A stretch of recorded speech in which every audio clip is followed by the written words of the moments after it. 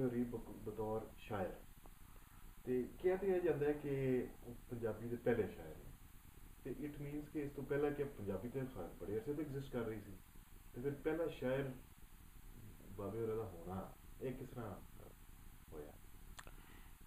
ਮਤਲਬ ਇਹ ਹੈ ਕਿ ਮੇਰਾ ਖਿਆਲ ਇਹ ਹੈ ਕਿ ਇਸ ਤੋਂ ਪਹਿਲੇ ਜਿਹੜੀ ਰਵਾਇਤ ਸੀ ਨਾ, ਬਾਬਾ ਫਰੀਦ ਤੋਂ ਪਹਿਲੇ, ਉਹ ਆਮ ਤੌਰ 'ਤੇ ਰਵਾਇਤ ਇਹ ਸੀ ਕਿ ਜਿਹੜੇ ਤੇ ਇੰਡੀਜਨਸ ਇੰਟਲੈਕਚੁਅਲ ਸਨ ਉਹ ਸੰਸਕ੍ਰਿਤ ਵਿੱਚ ਲਿਖਦੇ ਸਨ, ਸ਼ਾਇਰੀ ਕਰਦੇ ਸਨ। ਜਿਹੜੇ ਇਮੀਗਰੈਂਟ ਸਨ, ਜਿਹੜੇ ਬਾਹਰੋਂ ਆ ਰਹੇ ਸਨ, ਉਹ ਫਾਰਸੀ ਅਰਬੀ 'ਚ ਕਰਦੇ ਸਨ।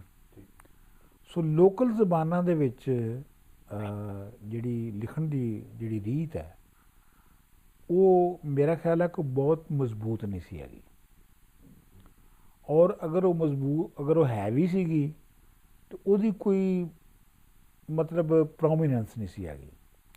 ਮਤਲਬ ਤੁਸੀਂ ਇੰਝ ਦੇਖੋ ਇਸ ਗੱਲ ਨੂੰ, ਇਲਮੀ ਹਸੀਅਤ ਨਹੀਂ ਸੀ ਉਹਦੀ। ਹਾਂ, ਨਹੀਂ ਤੁਸੀਂ ਇੰਝ ਦੇਖੋ ਨਾ ਕਿ ਮਿਸਾਲ ਦੇ ਤੌਰ ਦੇ ਉੱਤੇ ਪੰਜਾਬੀ ਦੇ ਵਿੱਚ ਜਿਹੜੇ ਮੇਜਰ ਕਲਾਸੀਕਲ ਰੀਤ ਹੈ ਉਹ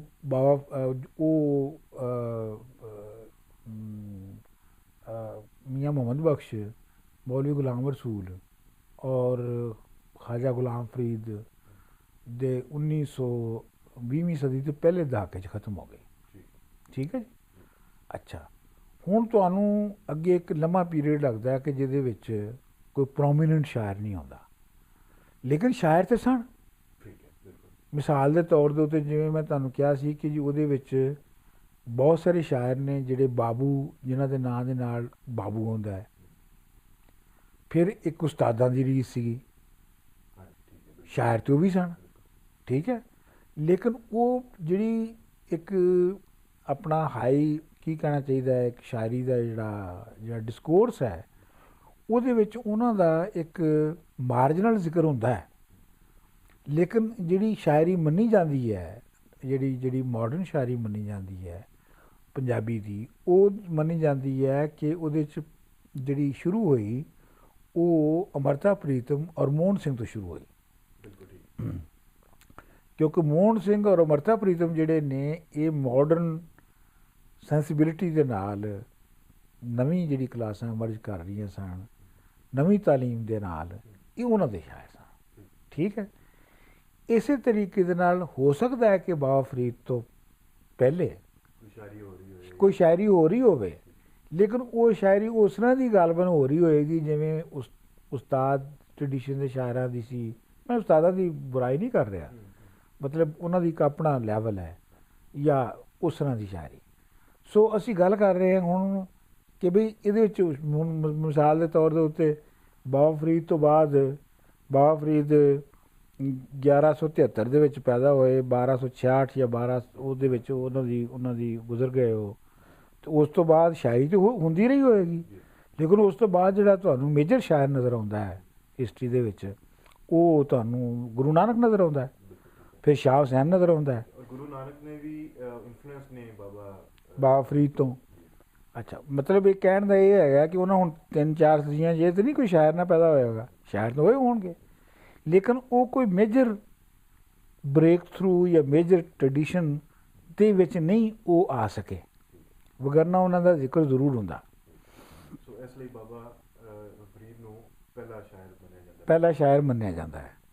ਔਰ ਲੇਕਿਨ ਉਹਨਾਂ ਦੀ ਆਪਣੀ ਜਿਹੜੀ ਐਜੂਕੇਸ਼ਨ ਸੀ ਉਹ ਤੇ ਐਗਜ਼ਿਸਟੈਂਸ, ਜਿਹੜੇ ਰੂਲਸ ਐਂਡ ਰੈਗੂਲੇਸ਼ਨਸ ਉਸ ਟਾਈਮ ਜੋ ਚੱਲ ਰਿਹਾ ਸੀ ਨਿਜ਼ਾਮ, ਉਹ ਤੇ ਸੀ ਫਾਰਸੀ ਔਰ ਅਰਬੀ ਦਾ, ਤੇ ਉਹਦੇ 'ਚ ਉਹਨਾਂ ਦੀ ਹਾਂ ਉਹ ਤੇ ਟ੍ਰੈਡੀਸ਼ਨ ਇੰਨੀ ਅਰਬੀ ਔਰ ਫਾਰਸੀ ਇੰਨੀ ਜ਼ਿਆਦਾ ਹੈਗੀ ਸੀਗੀ ਕਿ ਆਮ ਤੌਰ 'ਤੇ ਮੁਰੀਦ ਜਿਹੜੇ ਸਨ ਆਪਸ ਦੇ ਵਿੱਚ ਉਹ ਅਰਬੀ ਜਾਂ ਫਾਰਸੀ 'ਚ ਗੁਫ਼ਤਗੂ ਕਰਦੇ ਸਨ, ਉਹ ਤੇ ਪੰਜਾਬੀ ਬੋਲਦੇ ਵੀ ਨਹੀਂ ਸਨ। ਅਤੇ ਬਾਬਾ ਫਰੀਦ ਇਸ ਵਾਸਤੇ ਬਹੁਤ ਡਿਸਟਿੰਕਟ ਪੋਇਟ ਨੇ ਆਪਣੇ ਦੌਰ ਦੇ ਅਤਬਾਰ ਨਾਲ ਕਿ ਉਹਨਾਂ ਨੇ ਲੋਕਾਂ ਦੀ ਜ਼ੁਬਾਨ ਨੂੰ ਜਿਹੜਾ ਹੈ ਉਹ ਸਿਲੈਕਟ ਕੀਤਾ ਜਾਂ ਉਹਨੂੰ ਮੰਨਿਆ ਕਿ ਇਹਦੇ ਵਿੱਚ ਮੈਂ ਸ਼ਾਇਰੀ ਕਰਨੀ ਹੈ, ਕਿਉਂਕਿ ਮੈਂ ਗੱਲ ਲੋਕਾਂ ਨਾਲ ਕਰਨੀ ਹੈ, ਮੈਂ ਗੱਲ ਖਾਸ ਲੋਕਾਂ ਨਾਲ ਖਾਸ ਨਾਲ ਨਹੀਂ ਕਰਨੀ। ਹਾਂਜੀ, ਉਹ ਜਿਹੜੀ ਅਸੀਂ ਗੱਲ ਕਰ ਰਹੇ ਸਾਂ ਕਿ ਜਿਹੜੀ ਐਲੀਟ ਨੂੰ ਛੱਡ ਕੇ ਲੋਕਾਂ ਦੇ ਨਾਲ ਮਿਲਣਾ ਹੈ, ਇਹ ਉਸੇ ਉਹਨਾਂ ਦੀ ਸ਼ਾਇਰੀ ਵੀ ਉਸੇ ਰੀਤ ਦਾ ਹਿੱਸਾ ਹੈ। ਮਤਲਬ ਦੇਖਿਆ ਨਾ ਜੀ, ਉਹਨਾਂ ਨੇ ਜਿਹੜੀ, ਜਿਵੇਂ ਮੈਂ ਅਸੀਂ ਪਹਿਲੇ ਕਿਹਾ ਕਿ ਜੀ ਮਿਸਾਲ ਉਹ ਬਾਬਾ ਫਰੀਦ ਦੇ ਬੜਾ ਅੱਛਾ ਸ਼ੇਰ ਹੈ, ਜਿਹੜੀ ਸ਼ਾਨ ਹੈ ਉਸ ਵੇਲੇ ਦੀ ਐਲੀਟ ਦੀ, ਔਰ ਉਹ ਕਿਵੇਂ ਖਤਮ ਹੋਣੀ ਹੈ, ਉਹਦੇ ਉੱਤੇ ਤੁਸੀਂ ਦੇਖੋ ਬਾਬਾ ਫਰੀਦ ਦਾ ਬੜਾ ਖੂਬਸੂਰਤ ਸ਼ੇਰ ਹੈ। ਵੈਸੇ ਉਹਨੂੰ ਨਾਮ ਹੀ ਆਈਡੀਓਲੋਜੀਕਲ ਬਣਾਓ, ਉਂਝ ਵੀ ਸ਼ੇਰ ਦੇ ਤੌਰ ਦੇ ਉੱਤੇ ਲਓ। ਜੈ ਲੋਇਣ ਜਗ ਮੋਹਿਆ, ਸੈ ਲੋਇਣ ਮੈਂ ਡਿਠ, ਜੈ ਲੋਇਣ ਜਗ ਮੋਹਿਆ, ਸੈ ਲੋਇਣ ਮੈਂ ਡਿਠ, ਕੱਜਲ ਰੇਖ ਨਾ ਸਹਿੰਦੀਆਂ, ਪੰਖੀ ਸੋਏ ਬਿਠ। ਯਾਨੀ ਮੈਂ ਉਹਨਾਂ ਜੱਗ ਨੂੰ ਮੋਹਣ ਵਾਲੀਆਂ ਅੱਖਾਂ ਨੂੰ ਵੀ ਵੇਖਿਆ ਹੈ, ਜਿਹੜੀਆਂ ਇੰਨੀਆਂ ਨਾਜ਼ੁਕ ਸਨ ਕਿ ਉਹਨਾਂ ਕੱਜਲ ਦੀ ਇੱਕ ਮਾੜੀ ਜਿਹੀ ਧਾਰ ਵੀ ਨਹੀਂ ਸੀ ਸਹਿ ਸਕਦੀਆਂ, ਇੰਨੀਆਂ ਨਾਜ਼ੁਕ ਸਨ। ਫਿਰ ਮੈਂ ਉਹਨਾਂ ਹੀ ਅੱਖਾਂ ਦੇ ਉੱਤੇ ਪੰਛੀਆਂ ਨੂੰ, ਪਰਿੰਦਿਆਂ ਨੂੰ ਬਿਠਾ ਕਰਦਿਆਂ ਵੇਖਿਆ। ਸੋ ਫਰੀਦ ਜਿਹੜੇ ਨੇ, ਉਹ ਜਿਹੜੀ ਉਸ ਵੇਲੇ ਦੀ ਐਲੀਟ ਦੀ ਔਰ ਉਸ ਵੇਲੇ ਦੀ ਜਿਹੜੀ ਬਣਾ ਹੈ, ਉਹਦੀ ਜਿਹੜਾ ਟੈਂਪਰਰੀ ਹੋਣਾ ਹੈ, ਉਹਨੂੰ ਉਹ ਵੇਖ ਰਹੇ ਨੇ, ਠੀਕ। ਔਰ ਉਹਨਾਂ ਨੂੰ ਪਤਾ ਹੈ ਕਿ ਇਹ ਜਿਹੜਾ ਵਿਖਾਲੀ ਹੈ ਇਹ ਸਾਰੇ ਸਿਸਟਮ ਦੀ, ਇਹ ਝੂਠੀ ਹੈ, ਇਹਨੇ ਨਹੀਂ ਇਹ ਰਹਿਣਾ, ਕਿਉਂਕਿ ਰਹਿਣਾ ਜਿਹੜਾ ਹੈਗਾ ਉਹ ਕਿਸੇ ਹੋਰ ਸ਼ੈ ਨੇ, ਉਹ ਬੰਦੇ ਦੀ ਆਪਣੀ ਇਨਸਾਨੀਅਤ ਨੇ। ਇਹਦੇ ਵਿੱਚ ਇਹ ਵੀ ਮੈਂ ਕਹਾਂਗਾ ਕਿ ਬਾਬਾ ਫਰੀਦ ਨੇ ਜਿਹੜੇ ਸਿੰਬੋਲਿਜ਼ਮ ਔਰ ਜਿਹੜੇ ਮੈਟਾਫਰਜ਼ ਜਿਹੜੇ ਬਾਬਾ ਫਰੀਦ ਨੇ ਜਿਹੜੇ ਵਰਤੇ, ਉਹ ਉਹਨਾਂ ਨੇ ਕਾਫੀ ਉਹ ਤੋਂ ਆਉਣ ਵਾਲੇ ਬਾਅਦ ਵਾਲੇ ਜਿਹੜੇ ਸ਼ਾਇਰ ਸਨ ਉਹਨਾਂ ਨੂੰ ਮੁਤਅਸਰ ਕੀਤਾ। ਮਿਸਾਲ ਦੇ ਤੌਰ ਦੇ ਉੱਤੇ ਬਿਰਹਾ ਦਾ ਤਸੱਵਰ ਹੈ, ਬਿਰਹਾ ਬਿਰਹਾ ਆਖੀਏ, ਬਿਰਹਾ ਤੂੰ ਸੁਲਤਾਨ, ਜਿਸ ਤਨ ਬਿਰਹਾ ਨਾ ਉਪਜੇ ਉਹ ਤਨ ਜਾਣ ਮਸਾਨ। ਇਹਦੇ ਥੱਲੇ ਆਪਣਾ ਸ਼ਿਵ ਕੁਮਾਰ ਤੱਕ ਆਉਂਦਾ ਸਾਰਾ। ਹਾਂਜੀ, ਦੇਖੋ ਨਾ, ਹੁਣ ਤੁਸੀਂ ਬਿਰਹਾ ਬਿਰਹਾ ਆਖੀਏ, ਬਿਰਹਾ ਤੂੰ ਸੁਲਤਾਨ, ਕਿ ਜਿਹੜਾ ਹਿਜਰ ਹੈ ਉਹ ਜਿਹੜਾ ਹੈ ਉਹ ਸੁਲਤਾਨ ਹੈ, ਉਹੀ ਸ਼ਹਿਨਸ਼ਾਹ ਹੈ। ਔਰ ਜਿਸ ਜਿਸਮ ਦੇ ਵਿੱਚ ਬਿਰਹਾ ਨਹੀਂ ਆਈ, ਹਿਜਰ ਨਹੀਂ ਆਇਆ, ਉਹ ਮਸਾਨ ਦੀ ਤਰ੍ਹਾਂ ਹੈ, ਉਹ ਇੱਕ ਵੀਰਾਨਾ ਹੈ। ਬਾਈ ਦਾ ਵੇ, ਤੁਸੀਂ ਅਗਰ ਗਾਲਬ ਨੂੰ ਦੇਖੋ, ਗਾਲਬ ਵਿੱਚ ਵੀ ਹੈ, इश्क से तबीयत ने जीस्त का मज़ा पाया, ये बिल्कुल वही है। अच्छा, ये तो फिर मतलब फारसी इन्फ्लुएंस ਜਿਹੜਾ ਉਹ ਆ ਜਾਂਦਾ ਨਾ, ਇਹਨੂੰ ਫਾਰਸੀ ਨਾ ਕਹੋ, ਇਹਨੂੰ ਤੁਸੀਂ ਕਹੋ ਇੱਕ ਜਰਨਲਾਈਜ਼ਡ, ਕੀ ਕਹਿਣਾ ਚਾਹੀਦਾ ਹੈ, ਇੱਕ ਇੰਟਰਨੈਸ਼ਨਲ ਹਿਊਮਨਿਸਟਿਕ, ਜਿਹੜੀ ਮੁਖਤਲਿਫ ਜ਼ਬਾਨਾਂ ਦੇ ਮੁਖਤਲਿਫ ਤਰ੍ਹਾਂ ਦੇ ਬੰਦੇ ਇੱਕ ਹੀ ਤਰ੍ਹਾਂ ਸੋਚਦੇ ਨੇ। ਇਹਨੂੰ ਇੰਝ ਕਿਉਂ ਨਹੀਂ ਕਹਿੰਦੇ ਤੁਸੀਂ? ਕਿਉਂਕਿ ਗਾਲਬ ਤੇ ਫਰੀਦ ਤੋਂ ਬਾਅਦ ਹੋਇਆ, ठीक है ना। इश्क से तबीयत ने जीस्त का मज़ा पाया, दर्द की दवा पाई, मर्ज ला दवा पाया, ठीक। और तुसी फिर उन्होंने आ जाओ, तुसी अपना शिव कुमार बटालवी थे, हाँ, बिरहा दा सुल्तान कहते हैं उन्होंने, आख माए खावे बिरहा दा, है ना। तो एक तो दूसरे तुसी देखो कि बाबा फरीद की जी बहुत बेसिक सिंबलिज्म है, वो हैगी है सहुरे जान की, सहुरे मापे का तस्वर, कि जिहड़ा सहुरा है वो दूजी दुनिया है, जिहड़े मापे ने वो ये दुनिया है, और उत्थे जाने की तैयारी है। खैर, इस तो पहले बिरहा की ਵੀ ਅਸੀਂ ਥੋੜ੍ਹੀ ਮਤਲਬ ਥੋੜ੍ਹਾ ਜਿਹਾ ਨਿਖੇੜਾ ਕਰ ਲਈਏ ਕਿ ਹਾਂ ਬਿਰਹਾ ਹਾਂ ਬਿਲਕੁਲ ਬਿਰਹਾ ਹੈ ਕੀ ਹੈ। ਬਿਲਕੁਲ ਠੀਕ ਹੈ। ਕਿਉਂਕਿ ਉਹਨੂੰ ਅਹ, ਸ਼ਿਵ ਕੁਮਾਰ ਬਟਾਲਵੀ ਨੂੰ BBC ਵਾਲਿਆਂ ਨੇ ਇੱਕ ਵਾਰੀ ਇੰਟਰਵਿਊ ਕੀਤਾ ਜੀ ਅਤੇ ਤੁਹਾਨੂੰ ਯਾਦ ਹੋਏਗਾ ਕਿ ਉਹਨਾਂ ਨੇ ਪੁੱਛਿਆ ਕਿ ਵੀ ਤੇਰੇ ਬਾਰੇ 'ਚ ਮਸ਼ਹੂਰ ਹੈ ਕਿ ਤੂੰ ਤੇਰਾ ਫਲਾਣੀ ਕੁੜੀ ਦੇ ਨਾਲ ਇਸ਼ਕ ਸੀ ਅਤੇ ਤੂੰ ਉਸ ਇਸ਼ਕ ਦੇ ਵਿੱਚ ਇਹ ਸਾਰਾ ਕੁਝ ਲਿਖਿਆ ਹੈ। ਇੰਦਰਾ ਜੀ ਨੇ ਵੀ ਕੀਤਾ। ਹਾਂਜੀ, ਅਤੇ ਉਹਨੇ ਕਿਹਾ ਕਿ ਬਈ ਇੰਝ ਤਾਂ ਨਹੀਂ ਹੁੰਦਾ, ਮੈਂ ਤਾਂ ਬੜਾ ਖੁਸ਼ਕਿਸਮਤ ਆਦਮੀ ਹਾਂ, ਮੇਰੇ 'ਤੇ ਤਾਂ ਬਹੁਤ ਕੁੜੀਆਂ ਮਰਦੀਆਂ ਨੇ, ਜਿੰਨੀਆਂ ਕੁੜੀਆਂ ਮੇਰੇ 'ਤੇ ਮਰੀਆਂ ਨੇ ਸ਼ਾਇਦ ਕਿਸੇ 'ਤੇ ਹੀ ਮਰੀਆਂ ਹੋਣ। ਬਿਲकुल ਕਿ ਉਹ ਖੂਬਸੂਰਤ ਆਦਮੀ ਸੀ, ਉਹ ਆਵਾਜ਼ ਬੜੀ ਖੂਬਸੂਰਤ ਸੀ, ਹੈਂਡਸਮ ਮੈਨ। ਇਹ ਗੱਲ ਹੋਰ ਹੈਗੀ ਹੈ। ਸੋ ਇਹ ਜਿਹੜੀ ਬਿਰਹਾ ਹੈਗੀ ਹੈ, ਇਹ ਇੱਕ ਵਿਛੋੜਾ ਹੈਗਾ। ਵਿਛੋੜਾ ਕਿਸ ਚੀਜ਼ ਦੇ ਨਾਲ ਹੈ, ਇਹ ਸਮਝਣ ਦੀ ਗੱਲ ਹੈ ਕਿ ਵਿਛੋੜਾ ਜਿਹੜਾ ਵਿਛੋੜਾ ਪਾਉਂਦਾ ਕੌਣ ਹੈ ਅਤੇ ਵਿਛੋੜਾ ਹੈ ਕੀ ਹੈ। ਸੋ ਪਹਿਲੀ ਗੱਲ ਤਾਂ ਇਹ ਹੈ ਕਿ ਵਿਛੋੜਾ ਹੈਗਾ ਤੁਹਾਡੀ ਆਪਣੀ ਜਿਹੜੀ ਹੋਂਦ ਹੈ, ਇਨਸਾਨੀ ਹੋਂਦ ਹੈ, ਜਿਹੜਾ ਤੁਹਾਡਾ ਅੰਦਰ ਦਾ ਇਨਸਾਨ ਹੈ ਉਹ, ਔਰ ਉਹ ਜਿਹੜਾ ਕਿ ਸਮਾਜ ਨੇ ਇੱਕ ਇਨਸਾਨ ਬਣਾਇਆ ਹੈ ਤੁਹਾਨੂੰ। ਸਮਾਜ ਤੁਹਾਡੇ ਕੋਲੋਂ ਇੱਕ ਜਿਹੜਾ ਤੁਹਾਡੇ 'ਤੇ ਇੰਪੋਜ਼ ਕਰਦਾ ਜਾਂ ਤੁਹਾਨੂੰ ਮੋਲਡ ਕਰ ਦਿੰਦਾ ਕਰਦਾ ਹੈ। ਹੁਣ ਤੁਹਾਨੂੰ ਉਹਨੇ ਉਹ ਬਣਾ ਦਿੱਤਾ ਹੈ, ਪਰ ਤੁਸੀਂ ਬਣਨਾ ਚਾਹੁੰਦੇ ਹੋ ਇਨਸਾਨ ਜਿਹੜਾ ਤੁਸੀਂ ਓਰੀਜਨਲ ਸੋ, ਇਹ ਉਹ ਵਿਛੋੜਾ ਹੈ। ਸੋ ਇਹ ਜਿਹੜੀ ਬਿਰਹਾ ਹੈਗੀ ਹੈ ਉਹ ਬਣਨ ਦੀ ਬਿਰਹਾ ਹੈਗੀ ਹੈ। ਬਾਬੇ ਹੋਰੇ ਤਾਂ ਠੀਕ ਇਸਤੇਮਾਲ ਕੀਤਾ, ਕਿਉਂਕਿ ਉਹ ਸਾਰੀ ਉਮਰ ਕੁਝ ਹੋਰ ਕਰਦੇ ਰਹੇ ਔਰ ਬਣਦੇ ਰਹੇ, ਔਰ ਉਹਨਾਂ ਦੇ ਪੈਸ਼ਨ ਕੁਝ ਹੋਰ ਰਿਹਾ ਸੋਸਾਇਟੀ ਦਾ, ਲੋਕਾਂ ਦਾ। ਬਿਲਕੁਲ ਇਸੇ ਵਾਸਤੇ ਜਿਹੜੇ ਇਸ ਸਟਰੀਮ ਆਫ ਥਾਟ ਦੇ ਪੋਇਟਸ ਨੇ, ਯਾਨੀ ਜਿਨ੍ਹਾਂ ਨੂੰ ਇੱਕ ਆਮ ਮਾਇਨਿਆਂ ਦੇ ਵਿੱਚ ਸੂਫੀ ਸ਼ਾਇਰੀ ਕਿਹਾ ਜਾਂਦਾ। ਵੈਸੇ ਪੰਜਾਬੀ ਕਲਾਸਿਕਸ ਦੇ ਵਿੱਚ ਬਿਰਹਾ ਜਿਹੜੀ ਹੈ ਉਹ ਥਰੂ ਆਊਟ ਪੂਰੇ ਪੰਜਾਬੀ ਕਲਾਸਿਕਸ ਦੇ ਵਿੱਚ ਉਹਦੀ ਇੱਕ ਉਹੀ ਉਹਨਾਂ ਮਾਇਨਿਆਂ ਦੇ ਵਿੱਚ ਕ੍ਰੀਏਟ ਔਰ ਰੀਕ੍ਰੀਏਟ ਹੁੰਦੀ ਰਹੀ ਹੈ।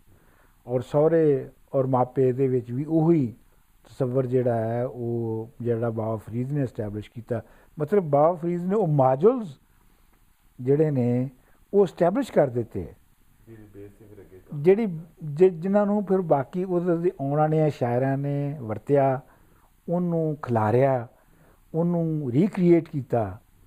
ਸੋ ਇਹਨਾਂ ਮਾਇਨਿਆਂ ਦੇ ਵਿੱਚ ਬਾਬਾ ਫਰੀਦ ਜਿਹੜੇ ਨੇ ਉਹ ਬਹੁਤ ਮੁੱਢਲੇ ਸ਼ਾਇਰ ਨੇ।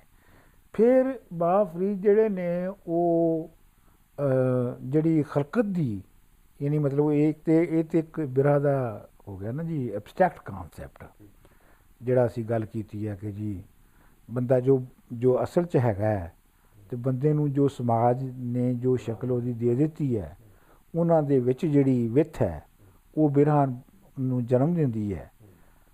ਪਰ ਇਹ ਹੈ ਕਿ ਫਿਰ ਬਾਬਾ ਫਰੀਦ ਜਿਹੜੇ ਨੇ ਉਹਨੂੰ ਕੰਕਰੀਟ ਵੀ ਕਰਦੇ ਨੇ।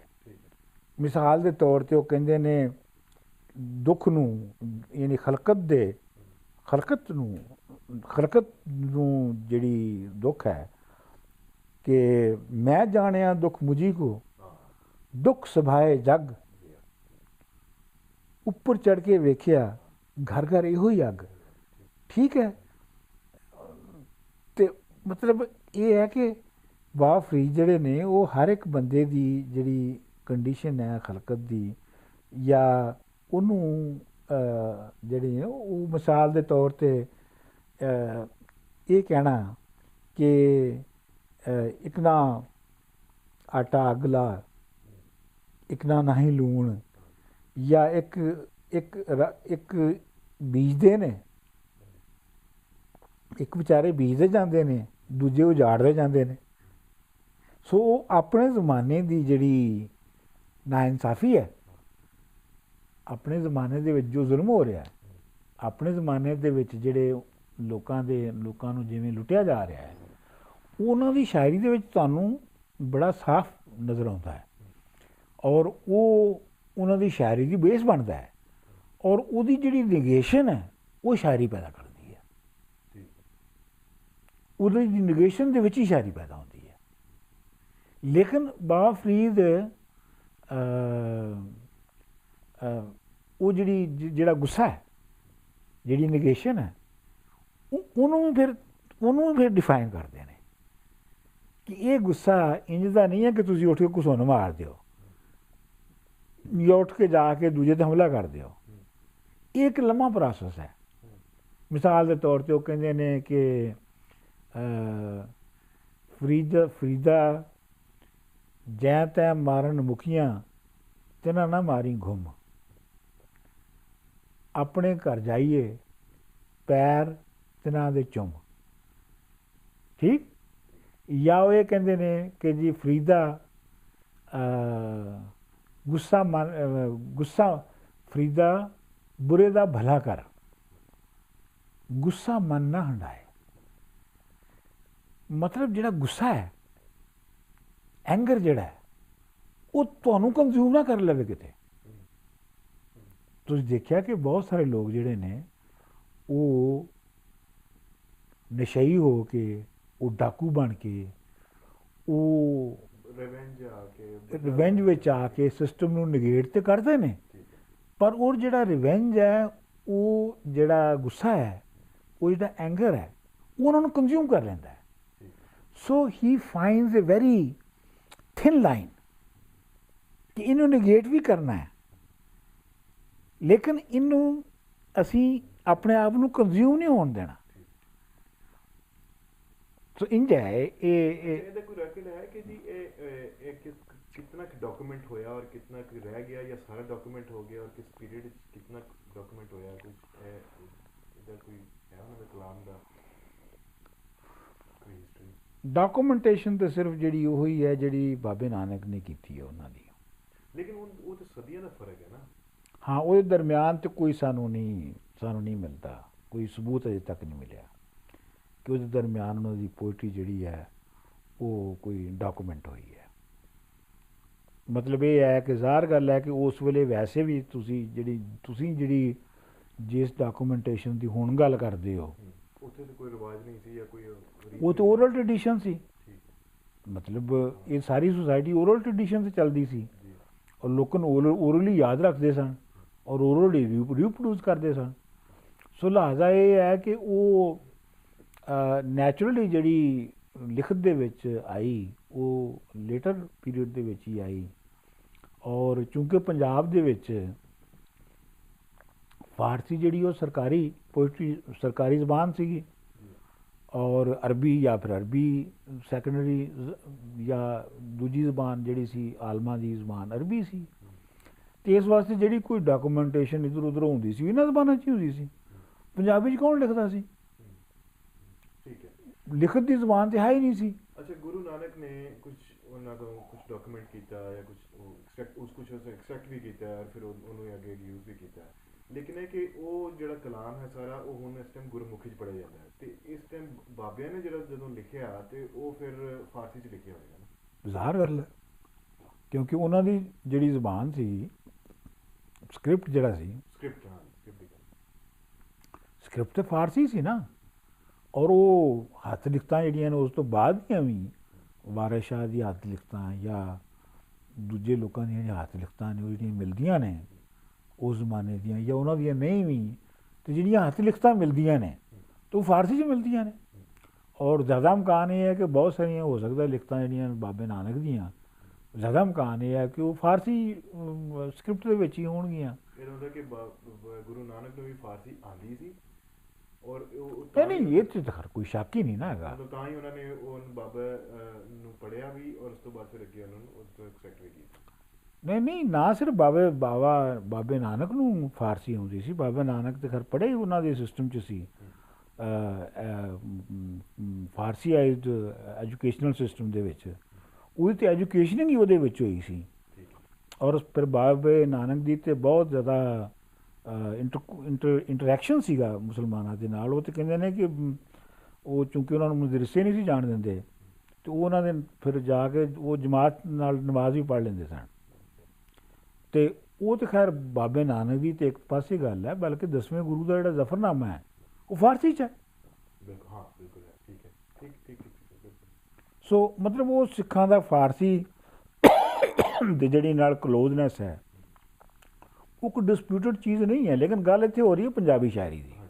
ਅੱਛਾ, ਬਾਬਾ ਫਰੀਦ ਦੇ ਕਲਾਮ ਵਿੱਚ ਤੁਹਾਨੂੰ ਜਿਸ ਤਰ੍ਹਾਂ ਹੈ ਸ਼ਾਇਰ ਹੈ ਔਰ ਇਵੋਲਵ ਹੁੰਦਾ ਹੈ, ਨਵੀਂ ਚੀਜ਼ਾਂ ਸਿੱਖਦਾ ਹੈ, ਫਿਰ ਉਹਦਾ ਕਹਿਣ ਦਾ ਅੰਦਾਜ਼ ਵੀ ਥੋੜ੍ਹਾ ਜਿਹਾ ਹੋਰ ਮੈਚੁਰ ਹੋ ਜਾਂਦਾ, ਅਤੇ ਥਰੂ ਆਊਟ ਕਲਾਮ ਵਿੱਚ ਜੋ ਡਾਕੂਮੈਂਟ ਹੋਇਆ ਹੈ ਉਹਦੇ 'ਚ ਕੋਈ ਐਸੇ ਸ਼ੇਡਸ ਮਿਲਦੇ ਨਹੀਂ ਜਾਂ ਸਭ ਇੱਕੋ ਹੀ ਉਹਦੇ 'ਚ ਆ ਰਿਹਾ? ਨਹੀਂ, ਬਹੁਤ ਸ਼ੇਡਸ ਮਿਲਦੇ ਨੇ। ਉਹ ਹੁਣ ਮਸਲਾ ਤਾਂ ਇਹ ਹੈ ਕਿ ਉਹ ਤੁਸੀਂ ਉਹਨੂੰ ਕਿਵੇਂ ਤਰਤੀਬ ਦਿਓ। ਸਵਾਲ ਇਹ ਹੈ ਕਿ ਤੁਸੀਂ ਦੇਖੋ ਨਾ, ਜੇ ਤਾਂ ਤੁਸੀਂ ਇਹ ਕਹਿ ਰਹੇ ਹੋ ਕਿ ਕਰੋਨੋਲੋਜੀਕਲੀ ਕਿਵੇਂ ਉਹਨਾਂ ਨੇ ਲਿਖਿਆ, ਤਾਂ ਕਰੋਨੋਲੋਜੀ ਤਾਂ ਪਤਾ ਨਹੀਂ ਲੱਗ ਸਕਦੀ। ਬਿਲਕੁਲ ਡਿਫਰੈਂਟ। ਠੀਕ ਹੈ, ਕਿਉਂਕਿ 300 ਸਾਲ ਬਾਅਦ ਜਿਹੜੀ ਉਹ ਰਿਕਾਰਡ ਹੋ ਰਹੀ ਹੈ, ਅਤੇ ਇਸ ਵਾਸਤੇ ਕਰੋਨੋਲੋਜੀ ਦਾ ਤਾਂ ਪਤਾ ਨਹੀਂ ਲੱਗ ਸਕਦਾ ਕਿ ਕਿਹੜਾ ਪਹਿਲੇ ਲਿਖਿਆ ਗਿਆ ਅਤੇ ਕਿਹੜਾ ਬਾਅਦ 'ਚ ਲਿਖਿਆ ਗਿਆ। ਲੇਕਿਨ ਇਹ ਹੈ ਕਿ ਉਹਨਾਂ ਦੀ ਜ਼ਿੰਦਗੀ ਦੀ ਜਿਵੇਂ ਐਵੋਲੂਸ਼ਨ ਹੋਇਆ ਔਰ ਉਹਨਾਂ ਦੀ ਪੋਇਟਰੀ ਦੇ ਵਿੱਚ ਜੋ ਕੁਛ ਹੈਗਾ ਉਹਨਾਂ ਤੋਂ, ਉਹਦੇ ਤੋਂ ਤੁਸੀਂ ਇੱਕ ਬਣਾ ਸਕਦੇ ਹੋ ਆਪਣੀ ਇੱਕ ਲਿਟਰਰੀ ਐਵੋਲੂਸ਼ਨ, ਉਹਦਾ ਇੱਕ ਬਣਾ ਸਕਦੇ ਹੋ। ਉਹ ਬਣ ਸਕਦਾ ਹੈ। ਉਹ ਨਜ਼ਰ ਆ ਰਿਹਾ ਮਤਲਬ? ਹਾਂ, ਉਹ ਤਾਂ ਨਜ਼ਰ ਆਉਂਦਾ ਹੈ, ਬਿਲਕੁਲ ਨਜ਼ਰ ਆਉਂਦਾ ਹੈ। ਉਹ ਤਾਂ ਨਜ਼ਰ ਆਉਂਦਾ ਹੈ ਕਿ ਜੇ ਅਗਰ ਅਸੀਂ ਚਾਹੀਏ ਤਾਂ ਉਹਨਾਂ ਦੀ ਜ਼ਿੰਦਗੀ ਦੇ ਪਹਿਲੇ ਪੀਰੀਅਡ ਤੋਂ ਲੈ ਕੇ ਆਖਰੀ ਪੀਰੀਅਡ ਤੱਕ ਜਿਹੜੀ ਉਹਨਾਂ ਦੀ ਪੋਇਟਰੀ ਦੇ ਮੁਖਤਲਿਫ ਹਿੱਸੇ ਨੇ ਉਹਨਾਂ ਦੇ ਨਾਲ ਅਟੈਚ ਕੀਤੇ ਜਾ ਸਕਦੇ ਨੇ, but that will be speculative. ਅੱਛਾ, ਉਸ ਸ਼ਾਇਰੀ ਦੇ ਜਦੋਂ ਉਸ ਟਾਈਮ ਉਹਨਾਂ ਨੂੰ ਸ਼ਾਇਰੀ ਕਰ ਵੀ ਰਹੇ ਸਨ, ਅਤੇ ਲਾਜ਼ਮੀ ਗੱਲ ਹੈ ਜਦੋਂ ਮਰੀਜ਼ਾਂ ਦੇ ਨਾਲ ਇੰਟਰੈਕਸ਼ਨ ਹੋ ਰਿਹਾ ਸੀ ਅਤੇ ਉਹ ਕੁਝ ਨਾ ਕੁਝ ਬਾਹਰ ਵੀ ਨਿਕਲਿਆ ਤਾਂ ਹੀ ਗੁਰੂ ਨਾਨਕ ਤੱਕ ਪਹੁੰਚਿਆ ਵੀ, ਅਤੇ ਉਹਦੇ 'ਚ ਜਿਸ ਤਰ੍ਹਾਂ ਇਵੋਲਵ ਵੀ ਹੋ ਰਹੀ ਸੀ, ਅਤੇ ਉਹਦੇ ਕੋਈ ਪੋਲੀਟੀਕਲ ਇਨਫਲੂਐਂਸਿਸ ਵੀ ਸਨ, ਕੋਈ ਸੋਸ਼ਲ ਇੰਪੈਕਟਸ ਵੀ ਹੋਏ ਉਸ ਸ਼ਾਇਰੀ ਦੇ? ਦੇਖੋ ਨਾ, ਜ਼ਾਹਰ ਗੱਲ ਹੈ ਕਿ ਜੇ ਬਾਬਾ ਫਰੀਦ ਸ਼ਹਿਰ ਦੇ ਕਾਜ਼ੀ ਔਰ ਸ਼ਹਿਰ ਦੇ ਸੂਬੇਦਾਰ ਦੇ ਨਾਲ ਆਮਣੇ ਸਾਹਮਣੇ ਝਗੜਾ ਕਰਕੇ ਜ਼ਿੰਦਾ ਰਹਿ ਰਹੇ ਨੇ ਉਸ ਸ਼ਹਿਰ ਦੇ ਵਿੱਚ, ਅਤੇ ਜ਼ਾਹਰ ਗੱਲ ਨਾਲ ਉਹਨਾਂ ਨੂੰ ਇਨਫਲੂਐਂਸ ਹੋ ਰਿਹਾ ਸੀ। ਔਰ ਫਿਰ ਇਹ ਵੀ ਸਾਨੂੰ ਪਤਾ ਹੈ ਕਿ ਦੂਰ ਦੂਰ ਤੋਂ ਲੋਕ ਪਾਕਪਤਨ ਆਉਂਦੇ ਸਨ ਉਹਨਾਂ ਦੇ ਨਾਲ ਇਲਮੀ ਮੌਜ਼ੂਆਤ ਦੇ ਉੱਤੇ ਡਿਸਕਸ਼ਨ ਵਾਸਤੇ। ਠੀਕ ਹੈ। ਔਰ ਇਹ ਗੱਲ ਕਹਿਣੀ ਰਹਿ ਗਈ ਸੀ ਕਿ ਚਿਸ਼ਤੀ ਜਿਹੜੇ ਸਨ ਉਹ ਹਿੰਦੂ ਜਿਹੜੇ ਸਕਾਲਰ ਸਨ ਔਰ ਜੋਗੀ ਸਨ, ਉਹਨਾਂ ਨੂੰ ਵੀ ਐਂਟਰਟੇਨ ਕਰਦੇ ਸਨ। ਉਹ ਵੀ ਉਹਨਾਂ ਦੀਆਂ ਦਰਗਾਹਾਂ 'ਤੇ ਜਾਂਦੇ ਸਨ। ਕੋਈ ਰਿਲੀਜੀਅਸ ਹੋਰ ਨਹੀਂ ਸੀ, ਉਹ ਵੀ ਉਹਨਾਂ ਦੀ ਦਰਗਾਹਾਂ 'ਤੇ ਜਾ ਕੇ ਰਾਤਾਂ ਗੁਜ਼ਾਰਦੇ ਸਨ। ਜਿਹੜੇ ਸੁਹਰਵਰਦੀ ਸਨ ਇਹ ਦਾਨ ਮੁਸਲਿਮ ਨੂੰ ਨਹੀਂ ਸੀ ਵੜਨ ਦਿੰਦੇ। ਇਹ ਵੀ ਇੱਕ ਬਹੁਤ ਵੱਡਾ ਫਰਕ ਸੀਗਾ।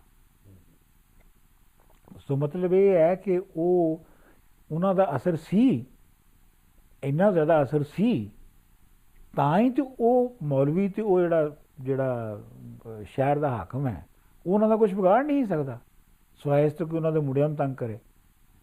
ਅਤੇ ਤੁਸੀਂ ਦੇਖੋ ਨਾ, ਉਸ ਤੋਂ ਬਾਅਦ ਤੁਸੀਂ ਉਹਨਾਂ ਦੇ ਜਿਹੜੇ ਫਿਰ ਅਗਲੇ ਪੇਸ਼ਵਾ ਉਹਨਾਂ ਨੇ ਮੁਕਰਰ ਕੀਤੇ, ਨਿਜ਼ਾਮੁਦੀਨ ਔਲੀਆ ਦਾ ਅਸਰ ਜਿਹੜਾ ਹੈ ਉਹ ਦਿੱਲੀ ਕੋਰਟ ਦੇ ਵਿੱਚ ਕਿੰਨਾ ਸੀਗਾ ਔਰ ਦਿੱਲੀ ਸ਼ਹਿਰ ਦੇ ਵਿੱਚ ਕਿੰਨਾ ਸੀ, ਉਹ 'ਤੇ ਤੁਹਾਨੂੰ ਜਿਹੜਾ ਉਹ ਸਾਫ਼ ਪਤਾ ਲੱਗਦਾ ਹੈ ਕਿ ਉਹ ਬਹੁਤ ਜ਼ਿਆਦਾ ਅਸਰ ਸੀ। ਅਤੇ ਇਹਦੇ ਇੱਕ ਛੋਟਾ ਜਿਹਾ ਸ਼ਹਿਰ ਸੀ ਪਾਕਪਤਨ, ਜਿਹੜਾ ਉਹਨਾਂ ਨੇ ਆਪ ਹੀ ਸਿਲੈਕਟ ਕੀਤਾ ਸੀ, ਅਤੇ ਇਹ ਤਾਂ ਉੱਥੇ ਅਸਰ ਉਹਨਾਂ ਦਾ ਹੈ ਹੀ ਸੀ, ਅਤੇ ਉਹ ਉੱਥੇ ਰਹਿ ਰਹੇ ਸਨ। ਅੱਛਾ, ਹੁਣ ਅੱਜ ਕੱਲ੍ਹ ਜਿਹੜਾ ਦੌਰ ਚੱਲ ਰਿਹਾ ਜੋ ਪੰਜਾਬੀ, ਉਹ ਤਾਂ ਬਿਲਕੁਲ ਪਿਓਰ ਪੰਜਾਬੀ ਨੇ, ਕਈ ਅਲਫਾਜ਼ ਐਸੇ ਨੇ ਜੋ ਕਿ ਸਮਝ ਨਹੀਂ ਆਉਂਦੇ ਜਾਂ ਜਿਨ੍ਹਾਂ ਦੇ ਉਹ ਕਿਆ ਤੁਹਾਡਾ ਕੀ ਖਿਆਲ ਹੈ ਕਿ ਇਸ ਕੋਈ ਚੇਂਜ ਤਾਂ ਖੈਰ ਹੋ ਸਕਦਾ ਕਿ ਨਾ ਕੀਤਾ ਜਾ ਸਕੇ, ਲੇਕਿਨ ਇਹ ਕੋਈ ਉਸ ਨੂੰ ਥੋੜ੍ਹੇ ਜਿਹਾ ਮੋਡਰੇਟ ਕਰਕੇ ਲੋਕਾਂ ਤੱਕ ਪਹੁੰਚਾਇਆ ਜਾ ਸਕਦਾ ਤਾਂ ਕਿ ਜੇ ਇਸ ਟਾਈਮ ਜੋ ਹੈ, ਜੋ ਐਗਜ਼ਿਸਟਿੰਗ ਸਿਸਟਮ ਹੈ ਜਾਂ ਜੋ ਪੰਜਾਬੀ ਲੈਂਗੁਏਜ ਦਾ ਉਹ ਹੈ, ਉਹਨੂੰ ਸਮਝਿਆ ਜਾ ਸਕੇ? ਦੇਖੋ ਜੀ, ਇਹ 'ਚ 2-3 ਇਸ਼ੂ ਨੇ। ਇੱਕ ਇਸ਼ੂ ਤਾਂ ਇਹ ਹੈ ਕਿ ਹੁਣ ਤੁਸੀਂ ਅਗਰ ਚੌਸਰ ਨੂੰ ਪੜ੍ਹੋਗੇ ਤਾਂ ਚੌਸਰ ਦੀ ਲੈਂਗੁਏਜ ਦਾ ਕੀ ਕਰ ਲਓਗੇ? ਚੌਸਰ ਦੀ ਲੈਂਗੁਏਜ ਚੌਸਰ ਦੀ ਲੈਂਗੁਏਜ ਰਹਿਣਾ। ਜੇ ਤੁਸੀਂ ਵਲੀ ਦਕਨੀ ਦੀ ਪੋਇਟਰੀ ਪੜ੍ਹੋਗੇ ਤਾਂ ਵਲੀ ਦਕਨੀ ਦੀ ਪੋਇਟਰੀ ਅਤੇ ਵਲੀ ਦਕਨੀ ਦੀ ਪੋਇਟਰੀ ਉਹਦੇ ਜ਼ਬਾਨ 'ਚ ਹੀ ਪੜ੍ਹੀ ਜਾਣੀ ਹੈ। ਗਾਲਬ ਦੀ ਪੋਇਟਰੀ ਗਾਲਬ ਦੀ ਜ਼ਬਾਨ 'ਚ ਹੀ ਪੜ੍ਹੀ ਜਾਣੀ ਹੈ, ਉਹਨੂੰ ਤੁਸੀਂ ਸੌਖਾ ਨਹੀਂ ਕਰ ਸਕਦੇ। ਬਾਬਾ ਫਰੀਦ ਦੀ ਪੋਇਟਰੀ ਬਾਬਾ ਫਰੀਦ ਦੀ ਜ਼ਬਾਨ 'ਚ ਹੀ ਪੜ੍ਹੀ ਜਾਣੀ ਹੈ, ਉਹਦਾ ਤੁਸੀਂ ਕੀ ਕਰ ਲਓਗੇ? ਉਹਨੂੰ ਤੁਸੀਂ ਉਹਦੇ ਥਾਂ ਲਫ਼ਜ਼ ਬਦਲ ਦਿਓ, ਇਹ ਤਾਂ ਨਹੀਂ ਕਰ ਸਕਦੇ। ਠੀਕ ਹੈ, ਇੱਕ ਗੱਲ। ਦੂਜੀ ਗੱਲ ਇਹ ਹੈਗੀ ਹੈ ਕਿ ਹੁਣ ਜਿਹੜੀ ਪੰਜਾਬੀ ਵਰਤੀ ਜਾਣੀ ਚਾਹੀਦੀ ਹੈ ਜਾਂ ਵਰਤੀ ਜਾ ਰਹੀ ਹੈ ਉਹਦੇ ਦੋ ਪਹਿਲੂ ਨੇ ਜਿਹੜੇ ਲੋਕੀ ਕਨਫਿਊਜ਼ ਕਰਦੇ ਨੇ। ਉਹ 'ਚ ਇੱਕ ਪਹਿਲੂ ਹੈ, ਇੱਕ ਜ਼ੁਬਾਨ ਦਾ ਲੈਵਲ ਹੈਗਾ ਨਿਊਜ਼ਪੇਪਰ ਦਾ ਲੈਵਲ, ਇੱਕ ਹੈ ਆਮ ਬੋਲ ਚਾਲ ਦਾ ਲੈਵਲ, ਬਿਲਕੁਲ ਜਿਹੜਾ ਲੋਐਸਟ ਲੈਵਲ ਹੈ, ਜੋ ਹਮੇਸ਼ਾ ਰਹੇ ਨੇ ਦੋ different। ਠੀਕ ਹੈ ਨਾ। ਦੂਜਾ ਲੈਵਲ ਹੈਗਾ ਜਿਹੜਾ ਕਿ ਆਮ ਲਿਖਾਈ ਦਾ, ਜਿਹਨੂੰ ਪ੍ਰੈਸ ਦੀ ਜ਼ੁਬਾਨ ਕਹਿ ਲਓ, ਅਖਬਾਰ ਦੀ ਜ਼ੁਬਾਨ ਕਹਿ ਲਓ, ਉਹਦਾ ਇੱਕ ਲੈਵਲ ਹੈ ਜਿਹੜਾ ਕਿ ਥੋੜ੍ਹਾ ਜਿਹਾ ਆਮ ਬੋਲ ਚਾਲ ਦੀ ਜ਼ੁਬਾਨ ਤੋਂ ਉੱਤੇ ਹੁੰਦਾ। ਫਿਰ ਉਹਦੇ ਉੱਤੇ ਹੈਗਾ ਇੱਕ ਲਿਟਰੇਰੀ ਲੈਵਲ ਹੈ, ਲਿਟਰੇਚਰ ਦੀ ਜ਼ੁਬਾਨ ਹੈ ਜਿਹੜੀ ਕਿ ਹੋਰ ਜ਼ਿਆਦਾ ਸੰਘਣੀ ਹੈ ਉਹਦੇ ਤੋਂ, ਉਹਦੀ ਵੋਕੈਬਲਰੀ ਵੀ ਸੰਘਣੀ ਹੋ ਜਾਂਦੀ ਹੈ। ਫਿਰ ਉਹਦੇ ਉੱਤੇ ਹੈਗਾ ਇੱਕ ਫਿਲੋਸੋਫੀਕਲ ਲੈਂਗੁਏਜ ਦਾ, ਹਾਈ ਕਲਚਰ ਦਾ ਦੀ ਲੈਂਗੁਏਜ ਹੈ। ਹੁਣ ਪ੍ਰੋਬਲਮ ਇਹ ਹੈਗੀ ਹੈ ਪੰਜਾਬੀ ਦੇ ਨਾਲ ਕਿ ਇੱਕ ਤਾਂ ਇਹ ਹੈ ਕਿ ਲੋਕੀ ਬਗੈਰ ਪੰਜਾਬੀ ਪੜ੍ਹੇ ਤੋਂ ਪੰਜਾਬੀ ਦੀ ਤਨਕੀਦ ਕਰਦੇ ਨੇ ਕਿ ਜੀ ਸਾਡੀ ਸਮਝ 'ਚ ਨਹੀਂ ਆਉਂਦੀ। ਠੀਕ, ਹੁਣ ਤੁਹਾਨੂੰ ਅੰਗਰੇਜ਼ੀ ਸਮਝ 'ਚ ਆਉਂਦੀ ਹੈ, ਅੰਗਰੇਜ਼ੀ ਤੁਹਾਨੂੰ ਕਿਉਂ ਸਮਝ 'ਚ ਆਉਂਦੀ ਹੈ? ਕਿਉਂਕਿ ਤੁਸੀਂ 16 ਸਾਲ ਪੜ੍ਹੀ ਹੈ। ਤੁਹਾਨੂੰ ਉਰਦੂ ਕਿਉਂ ਸਮਝ 'ਚ ਆਉਂਦੀ ਹੈ? ਕਿਉਂਕਿ ਉਰਦੂ ਤੁਸੀਂ 16 ਸਾਲ ਪੜ੍ਹੀ ਹੈ। ਪੰਜਾਬੀ ਤੁਸੀਂ 16 ਦਿਨ ਵੀ ਨਹੀਂ ਪੜ੍ਹੀ, ਔਰ ਤੁਸੀਂ ਕਹਿੰਦੇ ਹੋ ਕਿ ਤੁਹਾਨੂੰ ਪੰਜਾਬੀ ਦਾ ਹਾਈਐਸਟ ਜਿਹੜਾ ਪੋਇਟ ਹੈ ਉਹ ਸਮਝ 'ਚ ਆ ਜਾਵੇ। It is not going to happen. ਠੀਕ ਹੈ ਨਾ। ਸੋ ਲਿਹਾਜ਼ਾ ਇਹ ਜਦੋਂ ਅਸੀਂ ਕਹਿੰਦੇ ਹਾਂ ਕਿ ਜੀ ਪੰਜਾਬੀ ਨੂੰ ਅੱਜ ਦੇ ਲਿਹਾਜ਼ ਨਾਲ ਅਸੀਂ ਬਦਲੀਏ, ਤੇ ਕਿਆ ਅਸੀਂ ਇਹ ਕਹਿ ਰਹੇ ਹਾਂ ਕਿ ਗਾਲਬ ਦੇ ਲੈਵਲ ਦੇ ਸ਼ਾਇਰ ਨੂੰ ਅਸੀਂ ਅਖਬਾਰੀ ਜ਼ਬਾਨ 'ਚ ਲਿਖਿਆ ਕਰੀਏ? ਉਹ ਤਾਂ ਮੁਮਕਿਨ ਨਹੀਂ ਹੈਗਾ, ਉਹ ਤਾਂ ਫਰਕ ਰਹਿਣਾ ਹੀ ਹੈ। ਔਰ ਇਹ ਵੀ ਤੁਹਾਨੂੰ ਮੈਂ ਦੱਸ ਦਿਆਂ ਕਿ ਬਾਜ਼ ਵੇਲੇ ਇਹ ਜਿਹੜੀ ਜ਼ੁਬਾਨ ਦਾ ਇਹ ਵੀ ਮਸਲਾ ਹੁੰਦਾ ਹੈ ਕਿ ਬਾਜ਼ ਵੇਲੇ ਜ਼ੁਬਾਨ ਨਹੀਂ ਔਖੀ ਹੁੰਦੀ।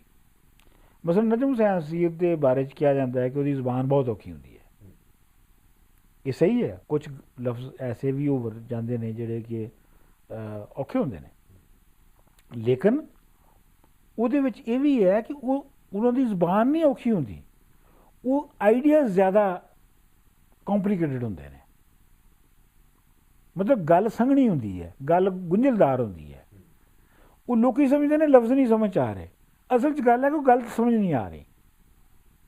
ਅੱਛਾ, ਹਾਂ ਇਹ ਵੀ ਇੱਕ ਬਾਰੀਕ ਲਾਈਨ ਹੈ ਜਿਹਨੂੰ ਜੀ ਬਿਲਕੁਲ, ਕਿਉਂਕਿ ਮੈਂ ਇਹਨੂੰ ਬੜਾ ਡਿਸਾਈਫਰ ਕਰਨ ਦੀ ਕੋਸ਼ਿਸ਼ ਕੀਤੀ ਕਿ ਜੀ ਇਹ ਜਿਹੜੀ ਮਸਲਨ ਉਹਦੇ 'ਚ ਸਭ ਤੋਂ ਮੁਸ਼ਕਿਲ ਪਸੰਦ ਜਿਹੜਾ ਮੰਨਿਆ ਜਾਂਦਾ ਹੈ ਇਸ ਵੇਲੇ, ਮੈਂ ਇਸ ਪਾਸੇ ਮਿਸਾਲ ਦੇ ਰਿਹਾ, ਉਹ ਤਾਂ ਨਜਮ ਹੁਸੈਨ ਸਈਦ ਨੇ ਸਮਝਾਇਆ ਨਾ।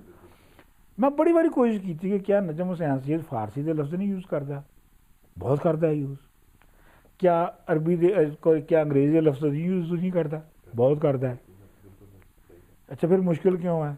ਮੁਸ਼ਕਿਲ ਇਸ ਵਾਸਤੇ ਲੱਗਦਾ ਹੈ ਕਿਉਂਕਿ ਉਹ ਜਿਹੜੇ ਆਈਡੀਆਜ਼ ਆਰਟੀਕੂਲੇਟ ਕਰਦਾ ਹੈ ਉਹਨਾਂ ਦੇ ਵਿੱਚ ਉਹ, ਤੁਸੀਂ ਇਹ ਸਮਝੋ, ਉਹ ਲਿਟਰੇਰੀ ਕ੍ਰਿਟਿਸਿਜ਼ਮ ਲਿਖ ਰਿਹਾ ਹੈ ਹਾਈਐਸਟ ਲੈਵਲ ਦੀ, ਜਾਂ ਫਿਲਾਸਫੀ ਲਿਖ ਰਿਹਾ ਹੈ ਪੰਜਾਬੀ ਦੇ ਵਿੱਚ।